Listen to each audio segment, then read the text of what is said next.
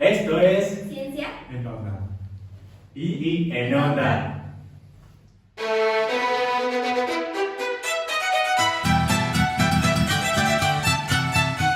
Bienvenidos a un nuevo programa de nuestro podcast de Destello Físico, un lugar donde compartimos nuestro amor por la ciencia y especialmente la física. Ahora sí, David, ¿qué tema tenemos hoy día? Mira, uno de los propósitos por la que la física iba a decir, por la que la física se creó fue por la termodinámica.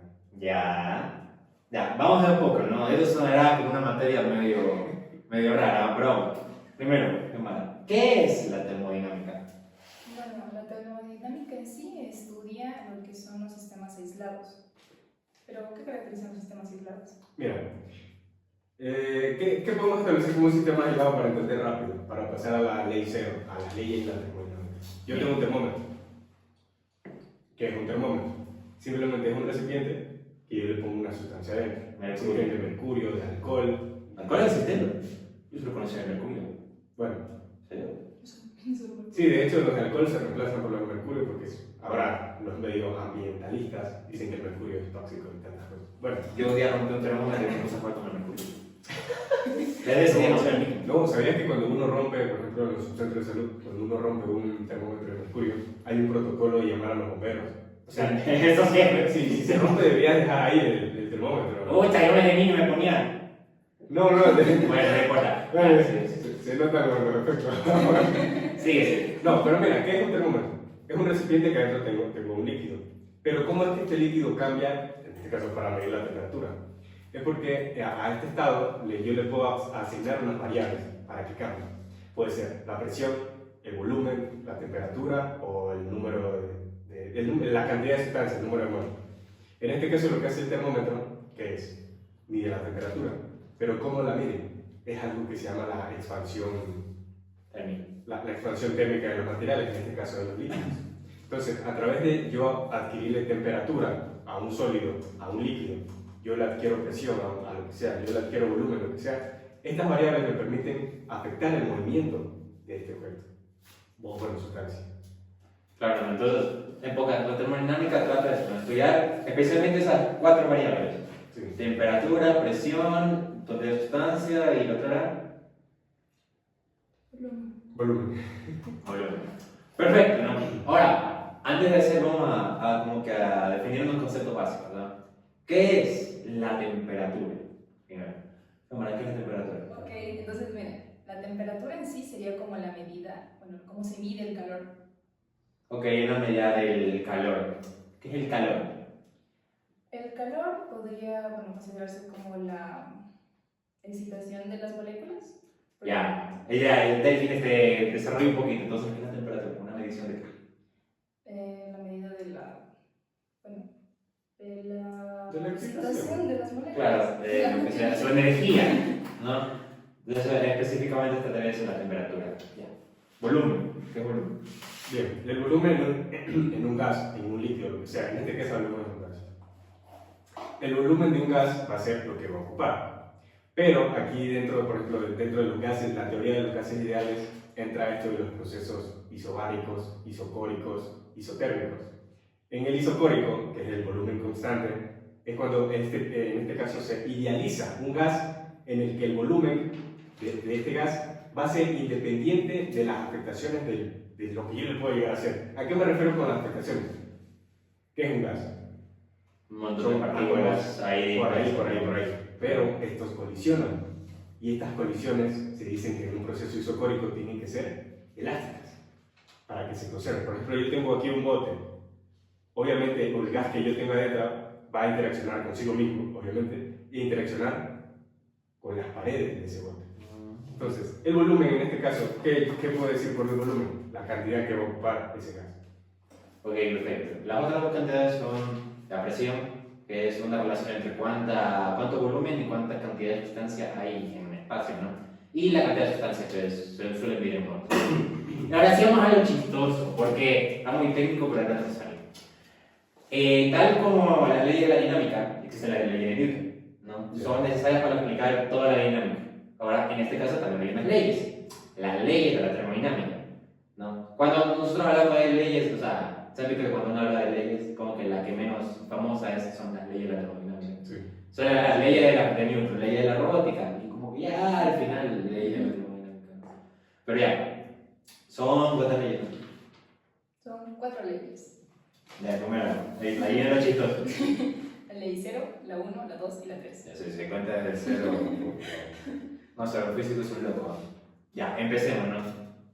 La ley cero parecerá trivial, pero no necesaria. Entonces, Es muy básica. di la ley cero. A ver, la ley 0 en sí lo que nos dice es que cuando hay dos cuerpos que tienen una temperatura y se acerca un tercer cuerpo, los tres empiezan a tener la misma temperatura. Temperatura. Se Sí. llega a un equilibrio. Claro, mira, con la ley cero nos abre la puerta de explicar un poco más de qué es la temperatura. La temperatura simplemente se puede explicar como la diferencia de equilibrio térmico que yo tengo contigo o que yo tengo con la mesa. Claro. Y imagínate que yo pongo en la nevera un cartón de leche en la nevera y pongo una olla de metal, de aluminio, lo que sea, y cierro la puerta. Al momento de yo abrir, estos dos objetos tienen la misma temperatura. Claro. Pero, ¿qué pasa? Yo agarro el cartón de leche y no lo siento tan frío. Yo agarro la olla de aluminio y la siento muy helada. No es que uno tenga una temperatura menor al otro. Lo que pasa es que en este caso el aluminio, que es un metal, conduce más rápido el calor. Por eso es que yo siento que... De hecho, tú tocas un metal y tú sientes que es helado. Sí. Tú sientes que está caliente al instante. Sí, es como una quemadura por frío. Sí, es por eso, porque ellos transmiten más rápido esta información a tu mano. En cambio, el cartón ya no. El cartón tú lo sientes como que el cartón lo pusiste de hace 10 segundos y no sentí nada. Claro. Entonces, la diferencia de equilibrio térmico en estos es que si yo los voy a pegar, en este caso, ¿qué va a pasar? No se van a transmitir nada. ¿Por qué? Porque ya tienen la misma temperatura. Pero, si ya lo pongo, digamos que agrego otro objeto, ¿qué puede ser? Una bandeja plástica. Y la pongo en el medio de los dos, ¿qué va a pasar? Que esta bandeja plástica, al estar a una temperatura mayor, también está caliente, va a transmitir su energía a estos dos cuerpos. Entonces, la ley cero, ¿qué es? Es buscar el equilibrio térmico en cuerpos que estén en contacto. Bueno, eso en contacto después lo veremos, porque no Claro, hay diferentes métodos de hay tres métodos para transmitir energía o transmitir calor. Entonces, si yo tengo una temperatura distinta, significa que ellos tienen un equilibrio distinto al de ella.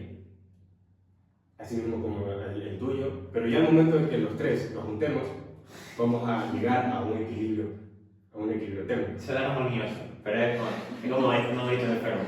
Entonces, tiene fiebre, digamos que tiene fiebre, ¿no? Y yo le toco a la frentecita a ver si tiene fiebre, ¿no? ¿Ya? Mi mano progresivamente va a empezar a tener la misma temperatura que tiene su piel. En cambio, si la saco, esa temperatura, esa energía, se va a dispersar en el aire, digamos, y el aire va a calentar, entonces mi mano se va a enfriar. Todo se pone en equilibrio, todo es un equilibrio. Ahora, una pregunta que a mí me surge cuando hablamos de ley es, ¿por qué entonces, si las cosas tienen el equilibrio, por qué no todo está en equilibrio? No todo, o sea, todo el universo no está en equilibrio térmico. Wow. Es muy profundo todo. Ahora, ¿por qué, verga? Quiero saber. Se puso filosófico. O sea, no sé por dónde quieres llegar. O sea, ¿cómo O sea, ¿por qué no todo el universo está en la misma temperatura? ¿Por qué el sol está más caliente? Porque si es que progresivamente con el tiempo todo debería llegar a un equilibrio. Ya han pasado millones de años. La entropía. Ya, eso después, ¿verdad? Cierto. Después hablamos de eso. Ya. A ver, lo curioso es que eso lo vemos en la vida diaria, ¿no? Me gusta ese ley, porque es como que lo más directa a la vida diaria, ¿no? Ahora, mira, Gemma, si tuviera que preguntarte, supongamos que ya hablamos de un método de transmisión de energía, el contacto. ¿Por qué el contacto? ¿Qué pasa en el contacto? Un ejemplo así. ¿Por qué? ¿Por qué se transmite con el contacto? Yo creo que son por los... Mira, hagamos el ejemplo en la casa. Hagamos el ejemplo en la casa. Empieza a frotar tus manos. Ya. Empieza a sentir calor, ¿no? Por el movimiento de los... Está claro. Aquí obviamente estás generando fricción y la fricción genera energía, ¿no? Sí, es energía. Pero el punto es que ¿qué estás haciendo? ¿No? Sí, sí, esto se transmite. El punto es que pones a tus moléculas en movimiento y cuando tocas otro objeto te transmite energía como esas partículas de movimiento se chocan con las que están en reposo, digamos, las que están en lugares más fríos y estos también se van a mover, ocasionando que posteriormente ya ahí se llega al equilibrio, ¿no? Me acuerdo que vi una vaina de que que estaba intentando estafar a la gente y que le decían que si frotaban sus manos iban a sentir una energía mística, no sé qué vaina, ¿no? Ahora, esas moléculas moviéndose, tranquiliza, ¿no? Pero bueno, ley cero. Curiosamente la ley cero, ¿por qué la ley cero? Bueno, en realidad esta ley fue descubierta mucho después de las primeras tres. Lo que pasa es que le pusieron la ley, le pusieron la ley cero o la ley fundamental del equilibrio térmico de termodinámica debido a que era esencial estudiar primero esta ley, estos principios, esto de temperatura, calor, estas dos variables, estudiarlas primero antes que meterse ya a la entropía, al mundo estadístico, ya a la entalpía, a todo esto. Claro, entonces son cuatro leyes, no solo que solo tres tengo una. Pero se confunden algunos, hace rato tuvimos una discusión. Pero bueno, posteriormente tenemos la ley de concentración de la energía. Todos se lo saben como poema. Sí, como el poema de todo se transforma. Entonces, esa creo que la tenemos bien, ¿no? La energía no se crea ni se destruye, no se transforma. Solo que esta es energía, es de masa. Esta es de energía, ¿no? Totalmente energía. Sí. Ya. Entonces, damos bien ejemplos, ¿no? Es que, primero, esta, es muy linda esta primera ley. La vamos a muy bien en la canción. Pero en realidad hay como que agarrarla con cuidado. ¿Por qué? O sea, matemáticamente es sencilla esta ley. Dice que la variación de la energía interna, de ese lado de la ecuación, tiene que ser igual al calor del sistema, el calor absorbido, entregado, lo que sea, menos el trabajo que va a realizar este. Entonces, ¿qué pasa cuando estamos hablando de motores? Cuando estamos hablando de motores, tenemos la ecuación variación de energía interna, calor y trabajo. Lo que va a pasar es que este trabajo va a ser una carga, un calor equivalente o calor total. Que ahí ya se vuelve el calor que entra, el calor que sale, se subdivide, sale la eficiencia. Bueno, se vuelve un problema.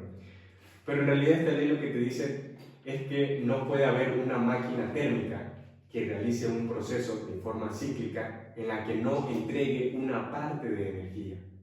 ¿A qué me refiero? ¿Qué es una máquina térmica? Para empezar a iniciar una máquina térmica. Nada que generar calor o Una máquina térmica es algo que ocupa calor, para hacer algo. entrega trabajo Okay. y desecha un poquito de calor. Ahora, los motores de combustión interna es una máquina térmica. Ellos utilizan una fuente caliente, un calor caliente, que en realidad en termodinámica es como algo absurdo llamarlo así, pero en realidad se llama calor caliente. Sí, es. Agarran un calor de una fuente caliente, en este caso el combustible, que genera la chispa, generan un trabajo, que es el movimiento de los pistones, que mueven las ruedas y se mueve el carro, y desechan algo, que es lo que sale por el tubo de escape, y ya todos sabemos. Entonces, este proceso es muy ineficiente. ¿Por qué? Porque si vemos la formulita, que ahorita no la tengo aquí, la formulita que te dice que para que sea 100% eficiente solo tiene que hacer esto la máquina térmica: agarrar calor y entregar trabajo. No tiene que desechar nada por este lado, olvídate. Pero eso no sucede, y de hecho no puede suceder con la tecnología que tenemos en la actualidad. Los carros a gasolina funcionan eficientemente a un 20%, que es ridículo esa cantidad, 20%. O sea, es un 80% de energía que no aprovechas, no se puede aprovechar. Ahora, los motores a diésel, creo que ya tienen 35%, 40%, un poquito más. Así como las máquinas de vapor, 50, creo, 40, algo por ahí. Entonces, ¿de dónde surge este problema? Surge porque en todo proceso termodinámico, lo dice la primera ley, tiene que haber un trabajo desechado, un calor desechado. Claro, siempre hay cosas como la fricción, resistencia con el aire, o por ejemplo, creo que el ejemplo más normal o práctico sería como con tu computadora, lo que pasa cuando tienes prendida mucho tiempo, cuando se calienta, así que no estaba convirtiendo en algo que no debería estar haciendo, pero es por eso una pérdida de energía, no estás usándola completamente, tu celular se calienta. Oye, recuerdo que alguien dijo una pregunta así media cojuda. Porque, ya, supongamos que haciendo que la energía se pierde calor, ya, Ya. o sea, emitiendo energía térmica. Y si la cosa se calienta es porque está perdiendo energía.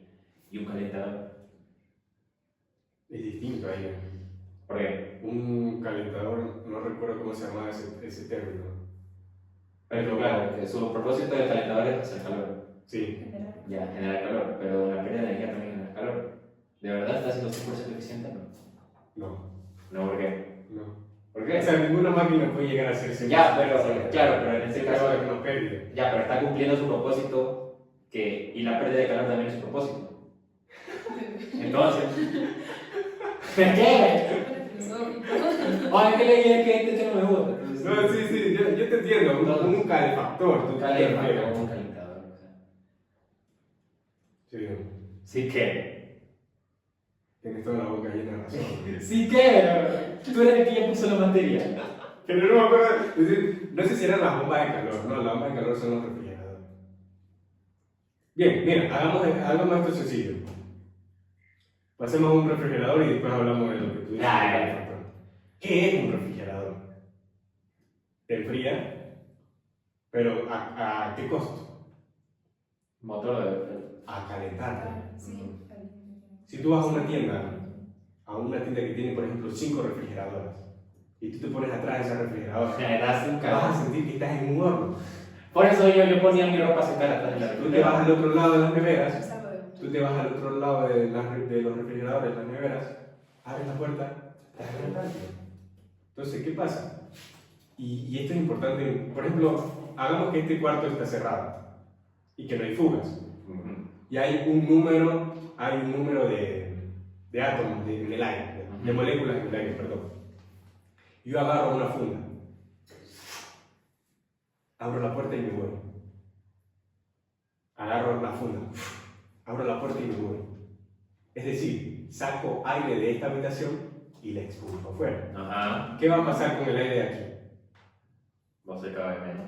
Va a ser cada vez menor, su temperatura va A disminuir. a disminuir. Pero claro, yo disminuí la temperatura de este cuarto aumentando la del cuarto de afuera.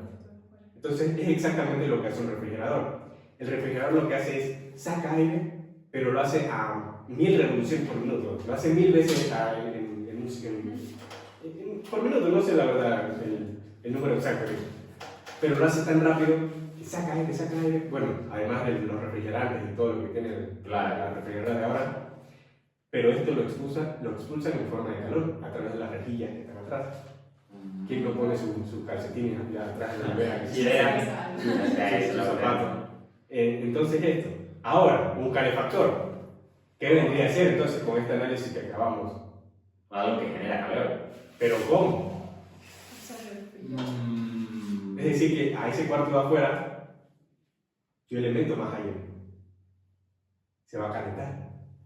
¿Pero por qué? ¿De dónde saco ese aire? Y los aire acondicionados. Hacen la misma función. Hacen la misma función. Absorbe de fuera, pero la echan adentro. No, el aire acondicionado absorbe de adentro y lo expulsa hacia afuera. Pero igual le pulsan aire, o sea, tú vas así sin frío. Por eso. Pero es porque están echando aire. Es un refrigerante, ¿no? Ah, ok, ya. Eso dime. Están circulando un aire. Ah. Tiene unas ventanillas abajo que entra el aire y después lo expulsa. Ah, ok. Sí, No es que produce nuevo aire. y que después se ahoga, ¿no? Pero por eso en los carros hay uno como que le entra aire y otro que sale. Como en los carros, ¿sí? ¡Ay, qué mal! ¡Ay, qué te pasa, verdad! ¿Qué te pasa? No, es distinto los carros. ¿Y los carros no? Es distinto.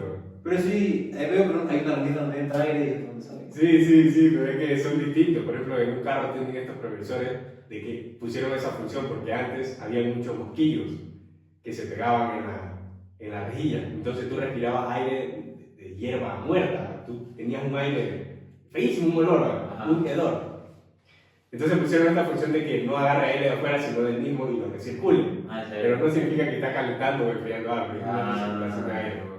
Ah, chuta. O sea que, no. O sea que la ahogas dentro de un carro No. si tienes aire acondicionado. ¿Mande? Si tienes aire acondicionado, te ahogas dentro de un carro. No, ¿cómo te vas a ahogar dentro de un Porque carro? está utilizando el mismo aire adentro. Bueno, ya vimos la ley 0, que digamos que la más apegada a la vida real. Ahora vamos a la ley 1. ¿Cuál es la ley 1, David? La primera ley, no ley 1. Ah, No, mentira. Mira, la primera ley se llama, se ¿Cómo? atribuye a la ley de la conservación de la energía. sí, repito muchas veces la O sea, ¿qué palabra. quiere decir conservar la energía? Bueno. De que la energía no se va a crear de la nada, tampoco se va a destruir, solamente la puedo transformar.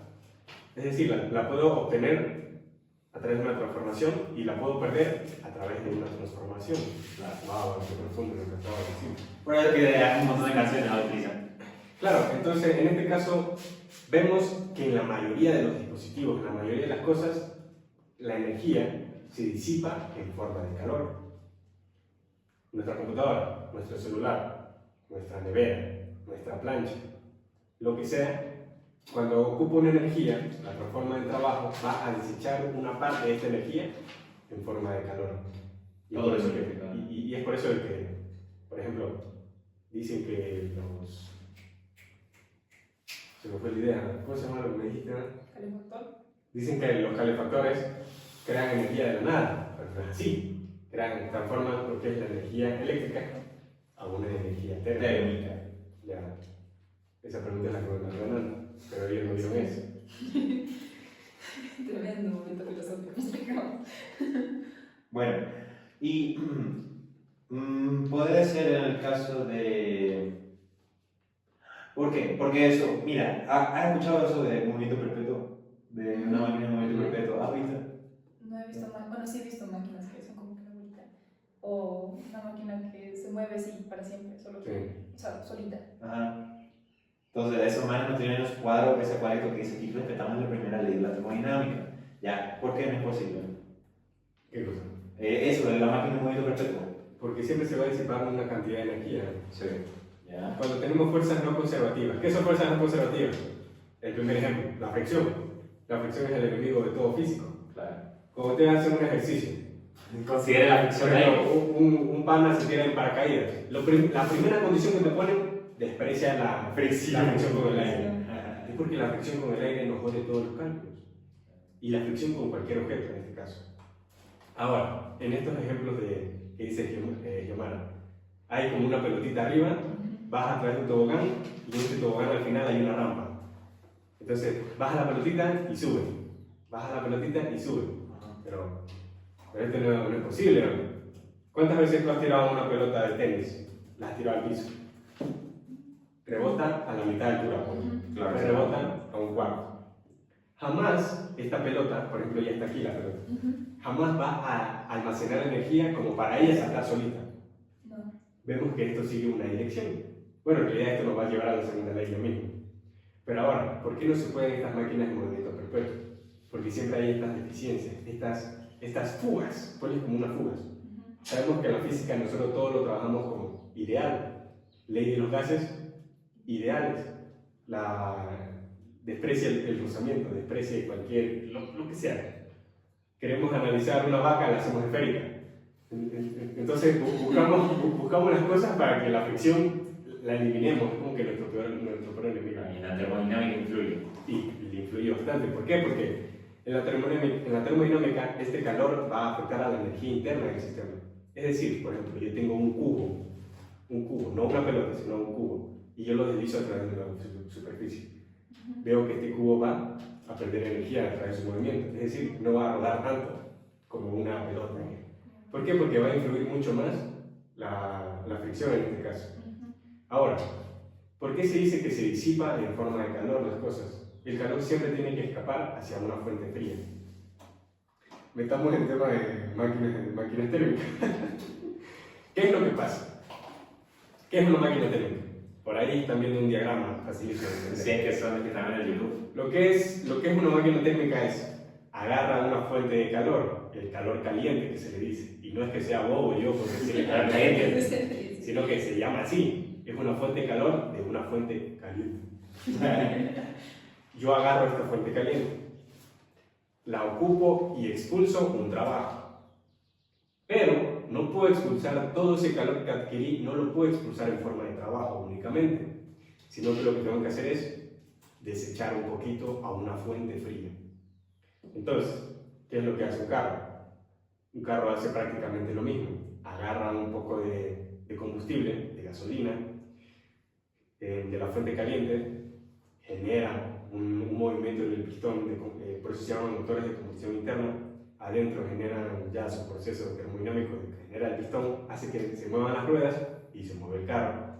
Pero no es que ocupa el 100% de la gasolina, en este caso, que es su fuente caliente, digamos, sino que tiene que expulsar algo. Entonces, los carros de combustión interna que funcionan a gasolina tienen una eficiencia del 20%. Y es por esto, porque adentro del motor tienes tantos componentes moviéndose, tienes tantas cosas haciendo fricción con otras, que no puedes aprovechar el 100% de la energía que adquieres. Por eso que tienen un 20%, que es bajísimo.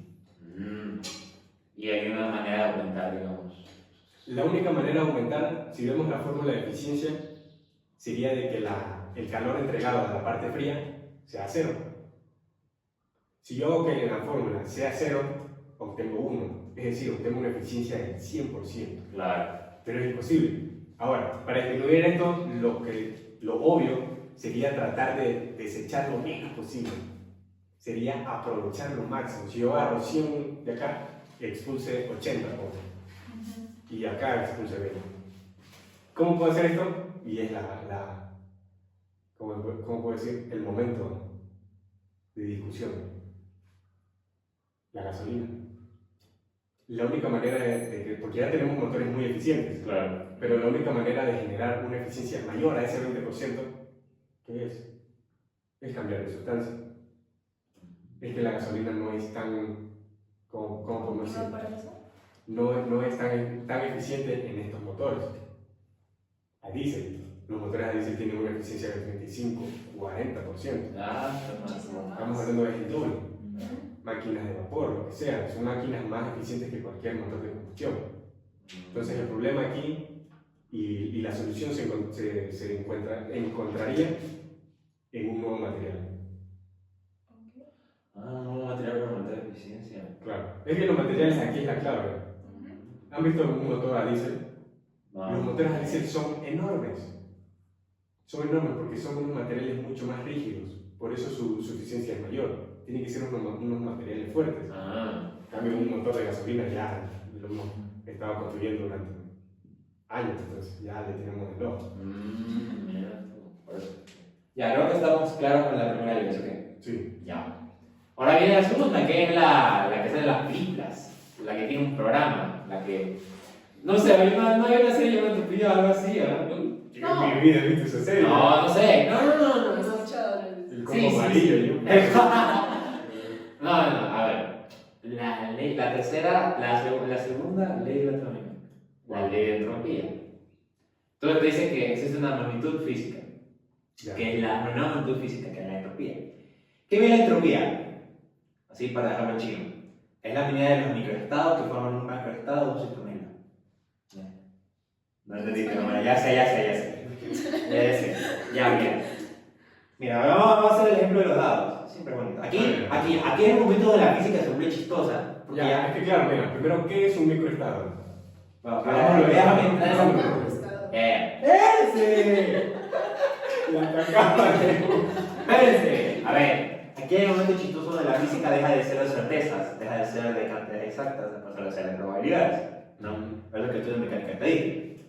El punto es que nosotros, por ejemplo, tenemos un dado, ¿no? Todas las caras del dado van a tener la misma posibilidad de aparecer cuando tiras un sexto.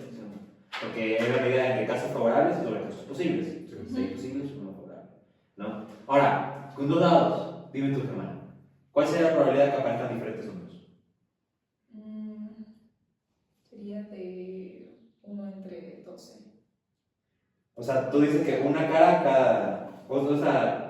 Un caso cada 12. A las caras de la... A ver, depende de las caras que tiene el dado, ¿no? Hablamos de un dado de 6 caras. Ok, tenemos posibles casos para unos y posibles casos para otros. Ya. Ahí funciona diferente porque vamos a sumar los números de los dados. ¿Ya? Ok. Ya. ¿Cuál es el más probable? Sí, mira, piensa, hermano. ¿Cuál es el caso más probable del caso de lanzar dos dados? De la suma de números. ¿Cuál es el número más probable que sería? Ninguno. Tú tienes la misma probabilidad. ¡No! Sí. Ay, esta gente. Y yo pensé que iba a tener un número en mi cabeza. A ver, ¿cuál es el número Mira, más yo quiero tener el 4. No, yo quiero tener el ya, el 4. Y tengo dos dados. Ya, ¿cuáles son las posibilidades de obtener el 4? 3. Uno, que un dado salga 1 y el otro 3. Que el otro salga 3 y salga 1. Y que el uno salga 2 y el otro 2. Ya, Son 3 casos. Por eso. No todos tienen lo mismo. Ahora, el caso más probable es que los dados, la suma de los dados salgan 7. Por eso es conocido el 7 como el número de la suerte. Ah, amigo. Ya te entendí. Los 7, el número 7 tiene un montón de casos posibles, más que cualquier otro número en el lanzar los dados. El número 7 ¿ya? Tiene el 6 más 1, 5 más 2, 4 más Claro. 3, etc. ¿no? Esas... Pero mira, eso es importante, ¿no? Y ahorita caigo en cuenta, tienes toda la boca llena de razón. Quedamos en cuenta, el 7 es el número más probable, ¿no? Sí. Ahora, el número 7 va a ser nuestro macroestado, el estado más grande, ¿ya? Sí. Es todo más posible. No. El macroestado es un caso, digamos, un caso. Como me parece el caso de que salga 2 o el caso de que salga 3 ya. Este es el caso de que salga 7. Y cada una de las combinaciones, o sea, 6 y 1, se llaman microestados, ¿no? Cada uno de los estados que pueden formar un macroestado. Ah, ok. Ya, eso es. ¿Qué es la entropía? Entonces, la medida de los microestados dentro de un macroestado. Cuando decimos que un objeto tiene baja entropía, significa que tiene... ¡Ah, respóndeme! Digan. Ya con lo que dije, cuando digo que algo tiene baja entropía, ¿qué significa?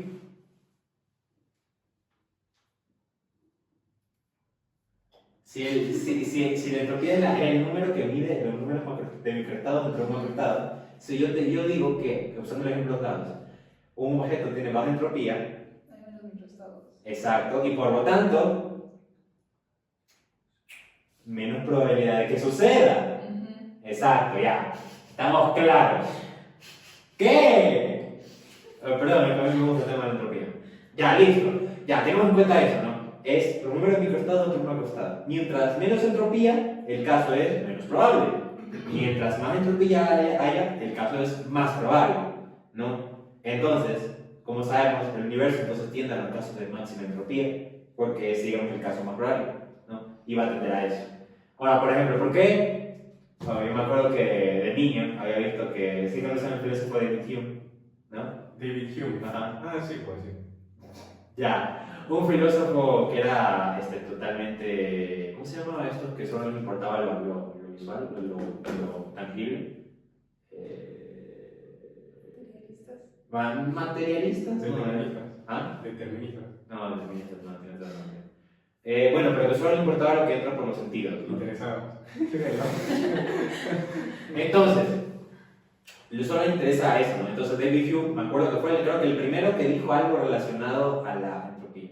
O sea, no literalmente, sino que fue un pensamiento, pero igual más o menos tiene que ver. Dice, como yo nunca he visto, yo siempre he visto un vaso de agua con hielo, caracteriza el hielo, ya, yo siempre he visto. Pero nadie me dice que el hielo no se puede formar de la nada. O sea, al revés, como que el hielo se forma espontáneamente. No puedo decir que no me puedes negar. No hay una prueba que me diga que no. Por lo tanto, puedo pensar que tal vez en algún momento, aunque sea con una posibilidad mínima, hace eso, ¿no? Ya, entonces yo de niño me acuerdo que me quedé viendo un vaso de agua por media hora para ver si es que se convirtió en hielo. Sí, ya sé. Pero, eso no es video, entonces, relacionemos esto. ¿Que un vaso forme espontáneamente de cubo de hielo? Sí, es posible, pero improbable, ¿no? Es totalmente posible, no puede ser que un día va y se forme hielo espontáneamente, ¿no? Increíble. Ya, pero es muy improbable, ¿no? Eso es porque tiene un número de microestados Muy pequeño. exacto y por lo tanto, ¿cuánta entropía tiene? ¿Bajo o alto? Baja. Exacto, ya pasaste a termodinámica. Estaba orgullosísimo. Ya. Entonces, eso es lo que habla, ¿no? La entropía es una medida de esa probabilidad, ¿no? A algunos le dicen la medida del desorden, ¿no? Porque no es, o sea, hay estados ordenados que tienen Y hay estados menos ordenados, pero que tienen. Ok. O sea, exacto. Entonces, digamos que todo el universo tiende a eso, a una alta entropía, ¿ya? Pero entonces, ¿cómo pasan cosas que una habitación se enfríe? Como en el caso del aire acondicionado, ¿no? ¿Qué pasa? El que está bajando la entropía de la habitación, porque está entrando en un estado, Pero aumenta la de afuera. pero aumenta la de afuera y en parte, o sea, el aumento es como desproporcionado. Claro. Porque en una habitación puedes bajar la entropía, bajando la temperatura, va a ser poquito a poquito. Pero en otro lado, la entropía debe subir de manera exponencial para que sea posible crear ese estado de entropía, que puede ser una central eléctrica, ¿no? Entonces, si quiero de aquí, gana la de allá. exactamente. Entonces, se pierde aquí la entropía, gana la de allá. Ay, estoy orgulloso de eso. Ya, perfecto. Ya que un montón de cosas me lo doy cuenta. Y eso es famosísimo. Ya, poquito a poquito vamos. Existe algo llamado la flecha del tiempo, ¿sí o qué? Ya. Un concepto que dice, el tiempo solo puede fluir en una dirección. ¿Por qué? ¿Por qué miraste el reloj hoy? Ya no lo es digital. El tiempo solo puede ir en una dirección, hacia adelante. Claro. Pero si las leyes físicas son iguales, si vamos hacia atrás en el tiempo, ¿por qué no podemos ir atrás en el tiempo? Así es, espontáneamente. ¿Por qué no? O sea, una idea. A ver, repíteme de nuevo. ¿Cómo pasamos de termodinámica a viajar? Sí. Tiene que ver, espera. Como de luz. No. La fecha del tiempo. El tiempo va hacia adelante. Ajá. Ya, Acto de dirección. en una dirección. Sí. ¿Por qué va en esa dirección si las leyes físicas hacia atrás, si el tiempo va hacia atrás, funcionan igual? Entonces, ¿por qué no podemos ir hacia atrás? Buena pregunta. ¿Cuál es la respuesta? Ya, Vamos adelante. ¿Por qué vamos adelante? ya. ¿Por ¿Por qué qué? con los ojos adelante? Perdón. Si tuviéramos ojos atrás, ahí iríamos Me voy a dar un microfonazo. No, pero bueno, algo tiene que ver. No, de hecho tiene razón. No. Bueno, depende de qué es delante para ti. No, de hecho tiene razón. Se va a volver de la. Espera, tiene razón. Claro que tengo razón, ¿tú crees que yo soy un payaso? Pero yo lo digo de verdad. No, tienes razón, ¿por qué? Porque, hablamos, ya. ¿Por qué entonces el tiempo va en una sola dirección? Porque los casos en donde el tiempo va hacia adelante son casos de alta entropía, mientras donde va hacia atrás son de baja entropía. ¿No? Ok. Por ejemplo, cuando un hielo se derrite, es porque está yendo hacia adelante en el tiempo. Se derrite, va hacia adelante. Si el que se vuelve a formar es porque se está yendo hacia atrás, ¿no? Pero como eso de irse hacia atrás y eso de que el hielo se vuelva a formar espontáneamente en un caso de muy baja entropía, prácticamente no va a pasar. O sea que puedo viajar en el tiempo. O sea, Mira cómo voy a viajar en el tiempo. Escúchame lo que voy a viajar en el tiempo. Acabo de crear la máquina del tiempo.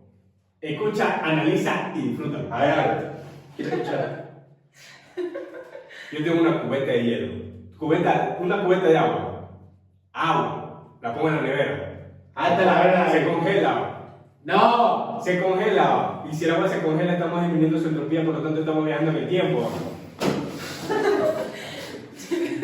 Que hablamos de que para que en un lugar la entropía baje, tiene que aumentar en otro lado.